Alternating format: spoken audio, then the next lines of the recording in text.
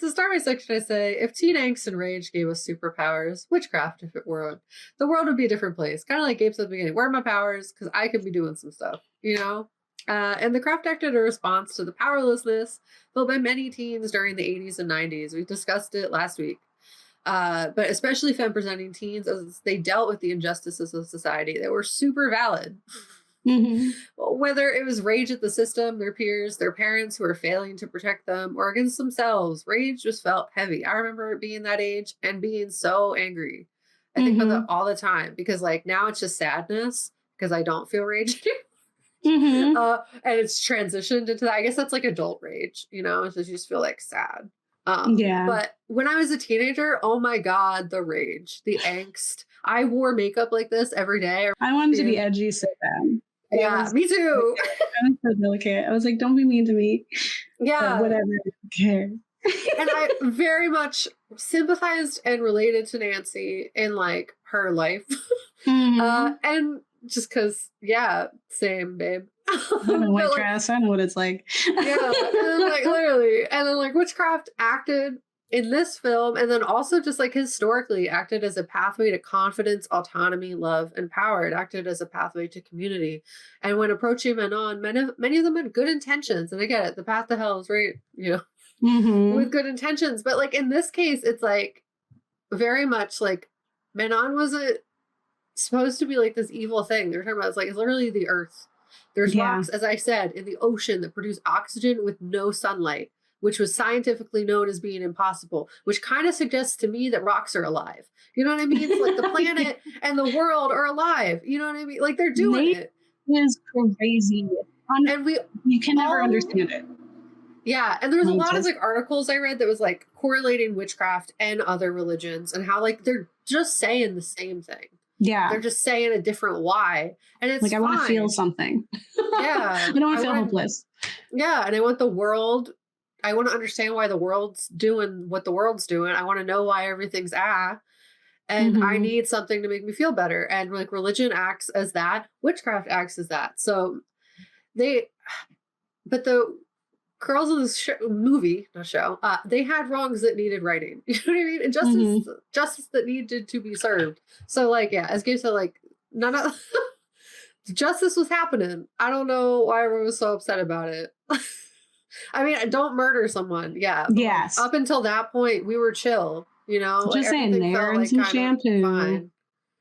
Yeah. It's not that bad. But ultimately, witchcraft isn't even like witchcraft. Like for some people, witchcraft is witchcraft. But like for history, 9 times out of 10, it wasn't even that. Witchcraft was a response to oppression.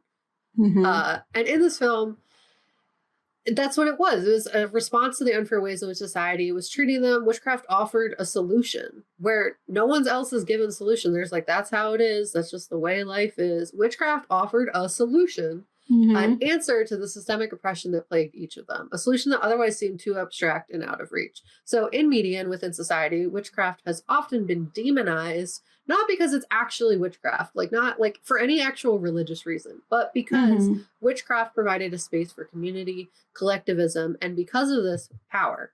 Like it used to be illegal for women to join in groups of like 5. Yeah. And for them to read. It was illegal for women to read.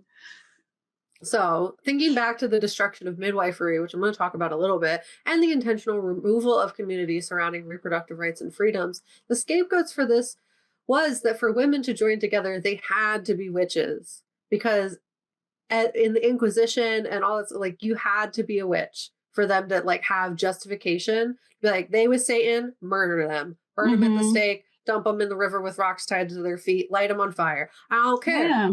Their life is perfect. Why would they be mad? Satan's their friend. Just bake a pie. What? Yeah. Murder them. And it was like silly. Like, because half the time, as you saw from like the Salem witch, like none of them actually were witches. They're just being women talking to each other. And they didn't like that. And they're just being a little different. And they're like, I don't like different. I want different to die. And isn't that the most Western thing you ever heard? Yeah. Anyway, as Gabe discusses in their section, much of the struggle of these characters are undermined in the final act because of the fact that they like make it like women are the problem. And I get it. Sometimes they are.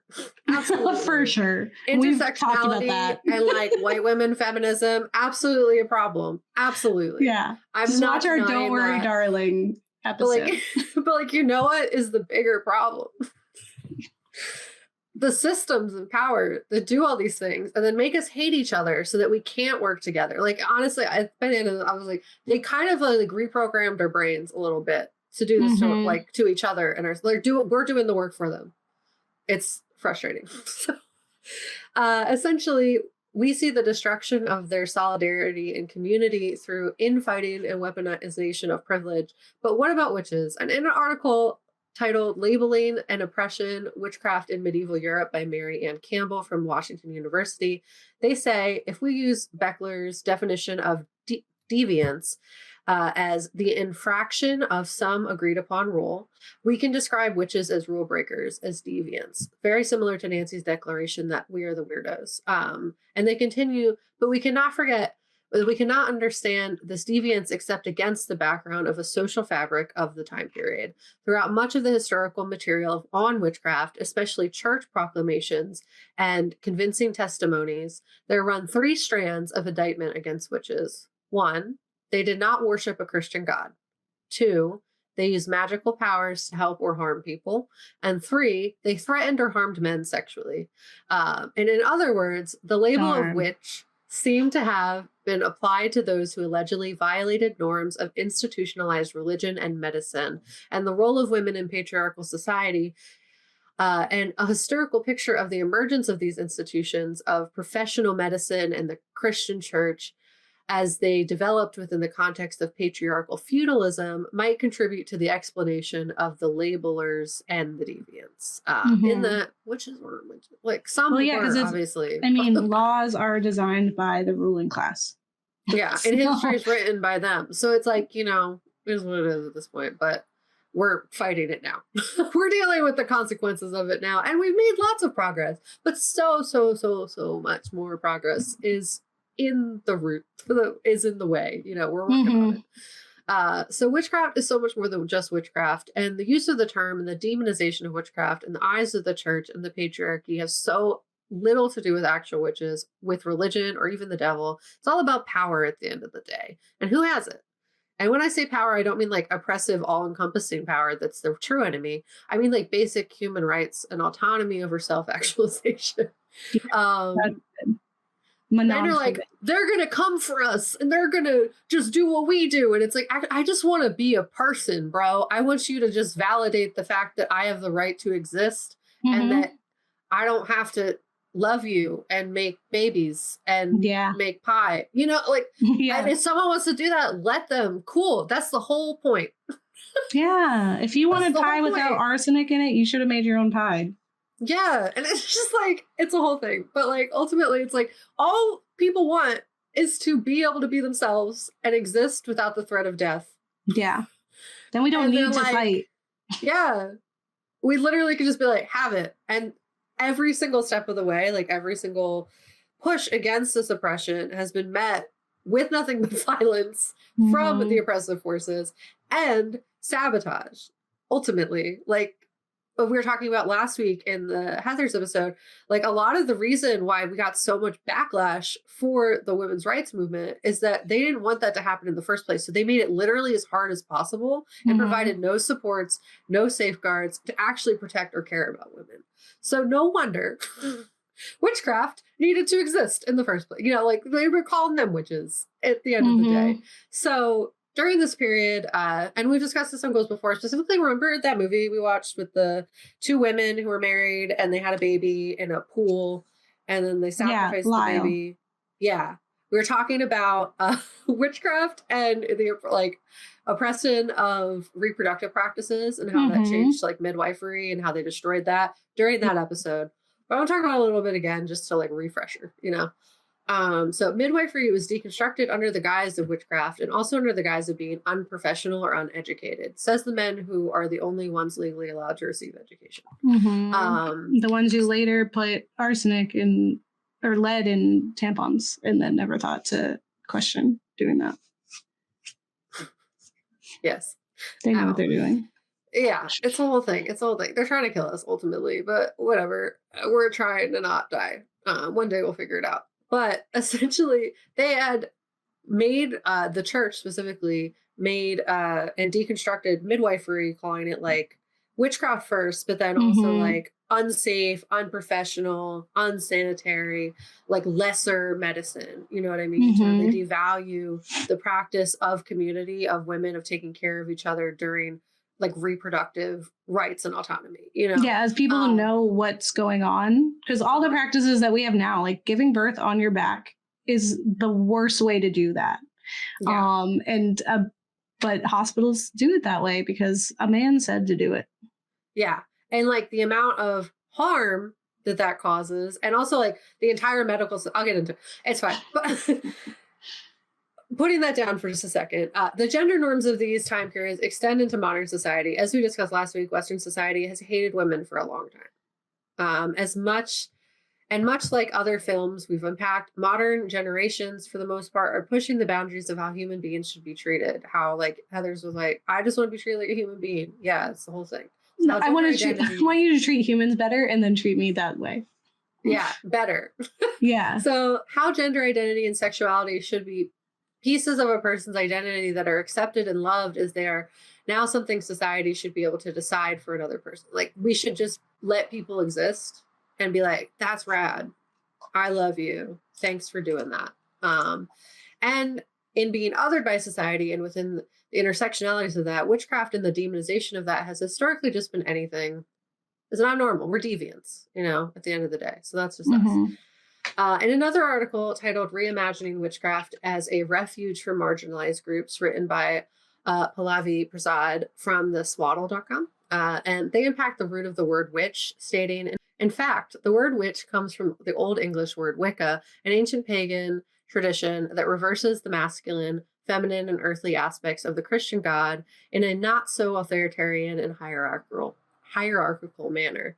While Christianity shames deviant sexuality, reserves religious leadership position for men, and gives them permission to subdue the earth and have dominion over every living thing, Genesis 1:28.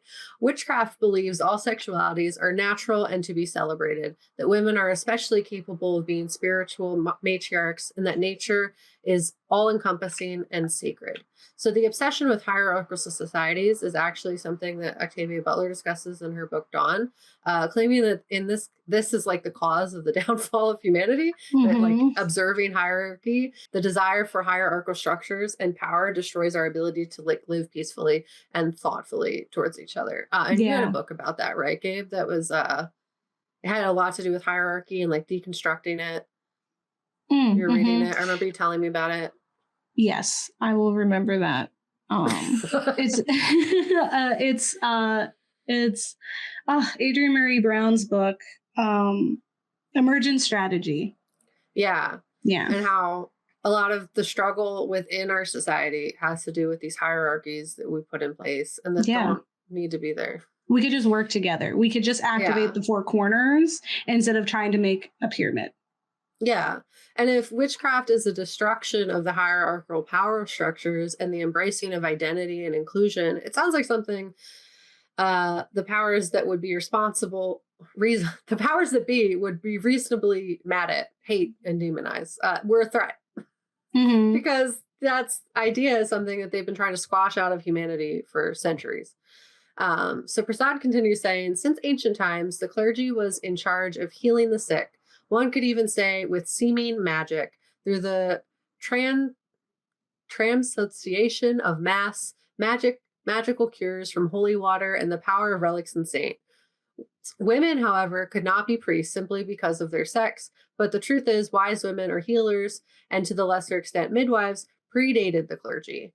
They have always existed with an inherent connection to herbology and medicine, and in the pre-industrial area and rural areas of Europe, witches cured all descriptions of illnesses with herbs, poultices, prayers, and ointments. The clergy saw them as a threat to their monopolistic power. Thus, it was during the Renaissance and the consequent Inquisition that the first coordinated efforts were made to remove the medicine from the realm of popular culture and establish it as a preserve of a restricted profession only to be practiced by men, specifically priests. And this deconstruction has hurt us, like as a society, as women, humans, in a multitude of ways. Babies that could be born. Yeah, making childbirth in the Western world like largely unsafe. Medicine in the Western world for women largely unsafe. The like death rates that are coming out for women, specifically surrounding reproductive health, specifically Black women. Yeah, and like it's astronomical, horrifying. And we're not going to see like the true data for that, like that get populated enough and like spread around enough for like years. And at that point, it's too late. Like the harm has already been done. Historically, the harm has already been done for decades, centuries. It's a problem, ultimately. But medicine was not made with women in mind at all, because that was intentionally deconstructed. The medicine that was in mind, that was inclusive, that was supportive to the all of humanity, was destroyed by church. It was burned at the stake. Yeah. And I'm not like demonizing people who go to church. I'm demonizing the institution that took the Renaissance and was like, murder all those people. Yeah. You know? So, and most of our mental health criteria, specifically the DSM-5, was designed around institutionalizing and locking up deviance in the eyes of these systems of power. Removing them from society. Yeah, because they were a threat. They were a witch. You had to get rid of them. They were hysterical. So it is interesting that the persecution is so ingrained and perpetuated by society that the church and patriarchal institutions don't even have to do the work of dismantling femme communities anymore. Because as the craft says, we kind of do it ourselves sometimes. And that's true sometimes. It's just sad. And it's not the ending we wanted. They have created different things to divide people and created different hierarchies to divide women and pit them against each other. This is where the latter half of the film comes in. Sarah weaponizing, you know, her privilege, both in her whiteness and wealth, her winning on the moral high horse of the arm of the oppressor, used against her friends, her community. And it's like, bleh. Yeah, you know? And at the expense of a former friend who was in great need. And I think that's the big thing is like, they were at the strongest when they were a unit, when they were in community and when they were supporting one another. And that's not to say that when you are in community and you're with people that you're not going to have different ideas of how to do things. Like that's what like disagreeing politically isn't disagreeing that we should all have equal rights. It's how do we fix this problem? And we differ on the path to fixing that problem. And like, yeah, when you're in community, people have different personalities, people have different lives that they're bringing with them, right? Yeah, different like, biases. Biases. Yeah. All of that is going to affect, you know, the way that we work with each other. And it's absolutely not something that we can like, you know, it's something that is learned. And so there's no way that these teens were going to be able to like fully get to that point of like, you know, not being so reactionary. Yeah, exactly. Like, of course they're going to feel that. And I mean, I remember myself at that age, I was so drenched in my own trauma that I couldn't get out of my own way a lot of the time too. So it's like, I totally get it. It just also is like, that sucks. I wish like I could go back in time and be like, it's okay. Yeah. Go be a witch. It's fine. Just like you'll get through this. Find a fellow witch. I would love to have found a fellow witch. I so desperately needed community growing up. And I never really felt like I belonged in a group for a very long time. Like, and it wasn't until I decided to build those groups and to be very conscious of like contributing and accepting care from a group, which it's a lot of work. Community can be a lot of work, but there's so much benefit to that. And yeah, I think what The Craft and other films that revolve around witchcraft have taught us is that there is a power in that. There is a power in just like acknowledging that you have it, first of all, and then supporting one another. And that, deviancy, right, is decided by the quote unquote normal society, right? Like anything that's weird is deemed that because of that we are the weirdos, mister. And it's because, sir, the world has told us that we're weird. Yeah. And like, let us come together. Even if it's really stressful, because I don't like to talk to people. Like, let's still do it, even though it's a lot. Because that's the only way we're going to activate the four corners and take down the powers that be. And it's way easier said than done. Everyone gets in their own way a lot of the time. But I think if we show each other the amount of care that Nancy deserved, and like work with each other in that way. And all the teens in Heathers. Yeah. Right? Like, give people a little chance, especially you teens. Absolutely. It's rough. And the world is so scary, even now. Yeah. Justice for Nancy, for sure. And accountability. She murdered someone. Yes. Yes. Yeah. And it's like, maybe if you had stopped and thought about her for a minute before she got to that point, we wouldn't be here. But y'all were like, get over it, you're poor. Sorry, you're poor. And then she got money and it didn't fix the problem, because that's not what the problem was. It wasn't that she was white trash. It was that you were calling her that. Yeah. So even in her close-knit community, she was an other. That's crazy, poor thing. And again, not to say like Sarah is like this big villain. Like, she was traumatized. Like, they made her believe her family, the last remaining part of her family, was dead. Not cool. Everyone was being really mean to each other. Absolutely. Like, everyone needed more care and empathy. Across the board. Everyone, and like more spotlight and more time and more backstory. Like, lots of people were left out of the conversation in some way. It's just, we need more care across the board. Ultimately. Yeah, we can work together for retribution and like, and to find justice, you know, and justice looks a lot of different ways, and it does not have to look like murder. It does not. Sometimes. No. We can't say that. But thank you so much. So that is I'm counting as our second Gen X film, and so the next two episodes will be more solidly millennial focused. But I am, I'm loving it, because as similar as teen stories can be, there's a lot of intricacies in there. And I think also there's generational challenges as well. Like, there are different things that we're worried about or like focus on, and we approach some of these issues in a different lens and emphasize different parts of it. And I think that's what I'm really discovering as we kind of cover these different films, is kind of moving from that to this. So like, you know, Gen Z, they're like that next step after us. Gen X is like the one right before us, where they started to talk about those things. And then we're going to get into millennials, where we were like moving forward, where we're like, wait a second. Because it's like, you can only meet someone as much as they've met themselves and the country's experience. Yes, for sure. We see a lot more now. So we met ourselves a lot more now. We have the internet, and it was like, it was just so different. Like, which is, I'm just really appreciating this. So I hope you also are appreciating it. Tell us what your favorite teen horror film is, what you think about The Craft. Do you think Nancy deserves justice? Or are you like, I'm glad she's dead, she was crazy? Or are you like, I'm in love with her, she was one of my first crushes, which is also allowed. All four of them. I was like, okay. In love. When they do the hot girl walk down the wind, I was like, okay, I'm trying to be her. Whichever. So leave us a rating, remember to subscribe, and don't get married. Let your kids, and if they don't, hopefully they're just okay.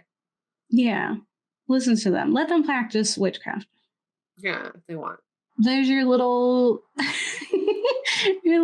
rants from the ghouls, as we always do. You know what it is. Fight your battles, buds. Attend the nearest protest. I'm sure it's while we can still protest without fear of dying. So, thank you. Bye. Bye.